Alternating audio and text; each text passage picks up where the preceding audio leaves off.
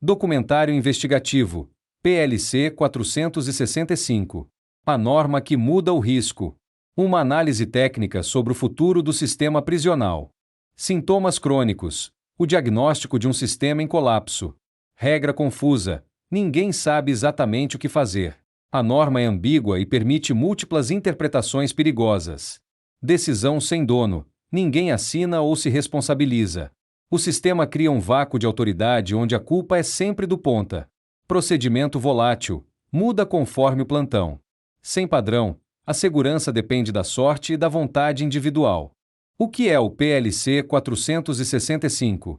Não é apenas uma lei burocrática. É um mapa de responsabilidades.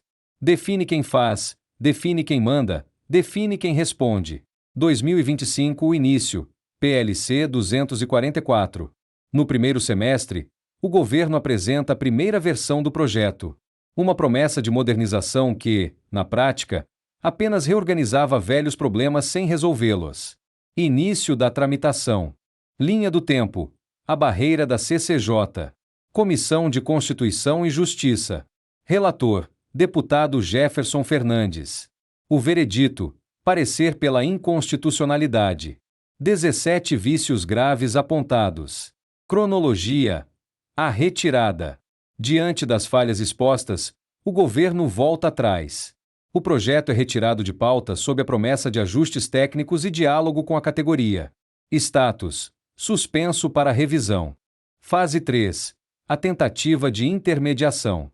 Ator principal: Dr. Tiago Duarte, do União Brasil Ação, intermediação junto à Casa Civil, na subchefia parlamentar. Apoio e articulação: PDT, via deputado Eduardo Loureiro. Resultado: o texto retorna para casa, ainda com falhas estruturais. Fase 4. O retorno. Regime de urgência. PLC 465. A nova roupa do velho problema. O projeto é reapresentado com novo número, mas mantendo os vícios estruturais. Desta vez, o tempo para debate é cortado drasticamente. 16 de dezembro de 2025. A votação. Em regime de urgência, o texto vai a plenário. Sem tempo para análise profunda. Sem debate com a categoria. Aprovado sob protestos.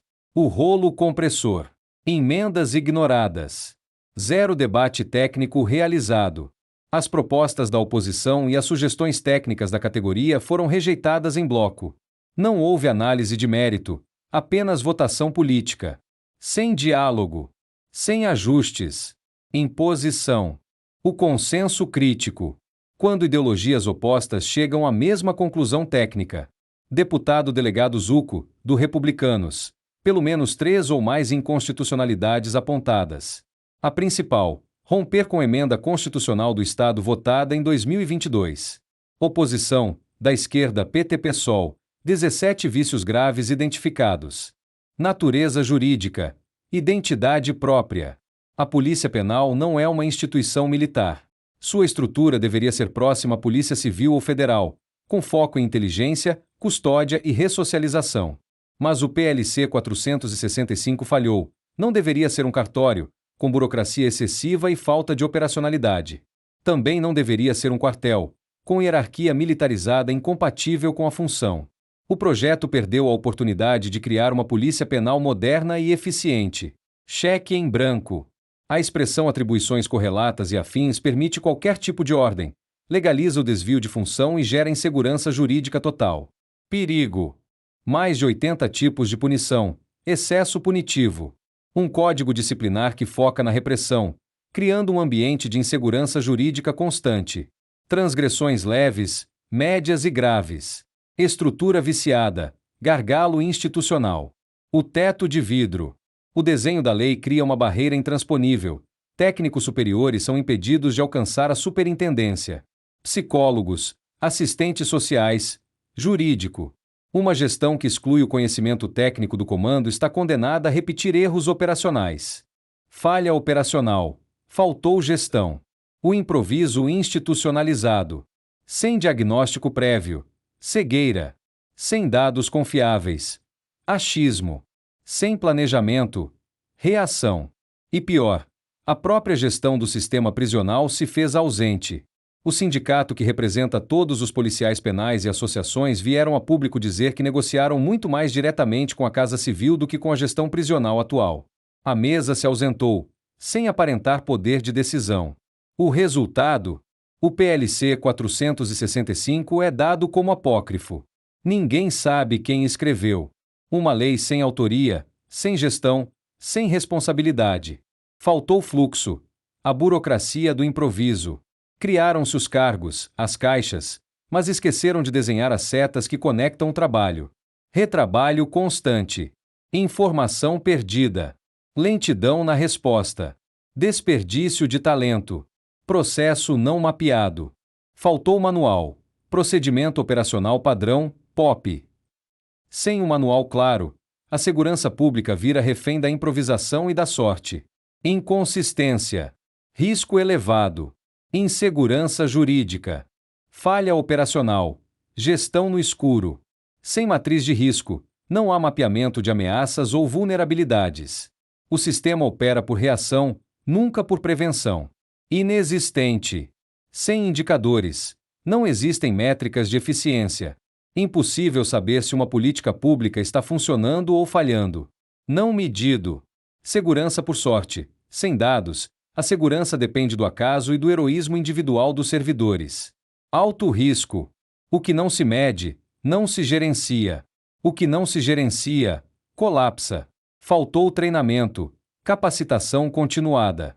Sem previsão de reciclagem periódica. Foco apenas no curso de formação inicial.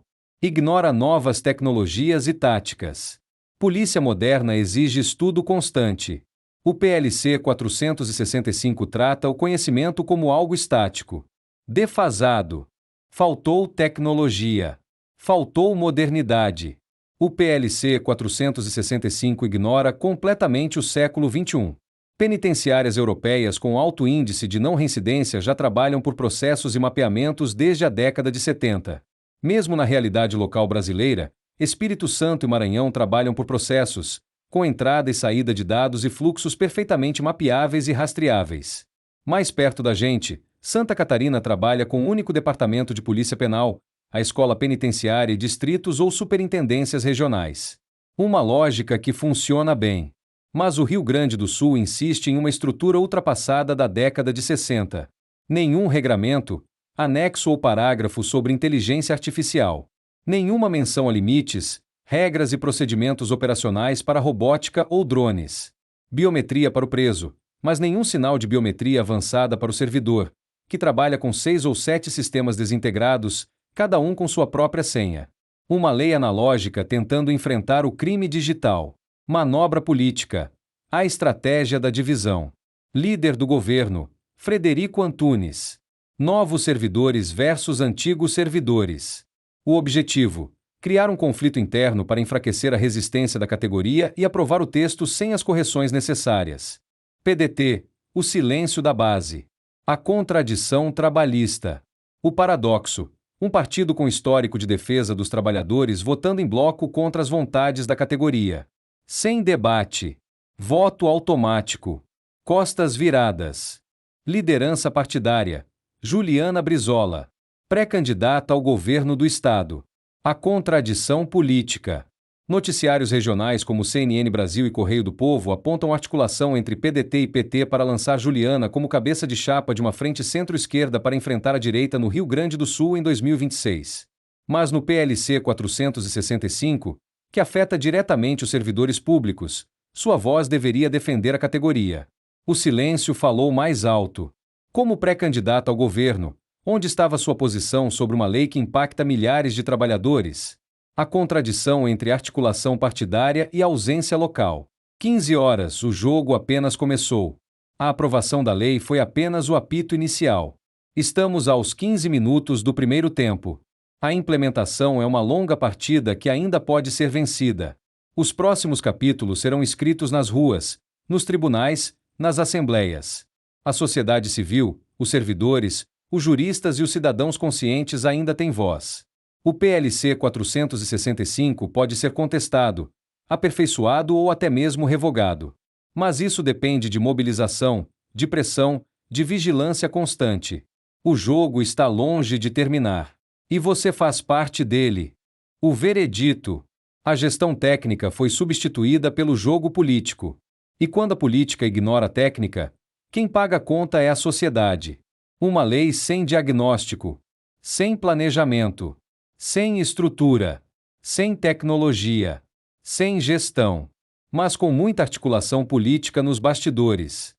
O PLC 465 não nasceu de um estudo técnico. Nasceu de uma negociação partidária. Não foi apoiada por sindicatos e associações. Não teve o viés autoral de uma gestão técnica. Tanto que ninguém assumiu a autoria. Uma lei órfã. Sem pai, sem mãe, sem responsável.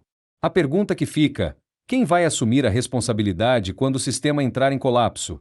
Esse foi o DOC 2 da série Norma que funciona. Infelizmente, dos três, é o que mostra o anti-exemplo.